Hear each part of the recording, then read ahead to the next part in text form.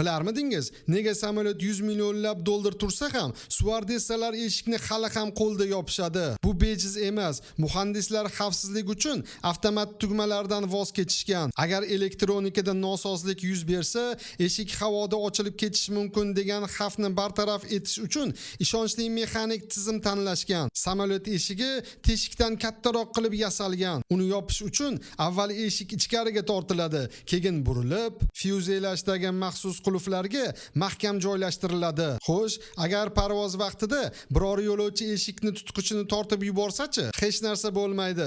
Balandlikda ichki va tashqi bosim farq sababli eshik samolyoti korpusga 100 tonnaga yaqin kuch bilan bosilib turadi. Shuning uchun uni hatto butun ekipaj birgalikda ham qimirlata olmaydi. Ana shuning uchun og'ir qo'l mexanizmi eng ishonchli himoya usullaridan biri hisoblanadi. Endi savol, kelajakda samolyot eshiklari to'liq avtomatik bo'lish kerakmi yoki oddiy mexanizm xavfsizroqmi? Fikringizni kommentariyada yozib qoldiring. Bizni yo'qotib qo'ymaslik uchun like bosib, obuna bo'lishni unutmang.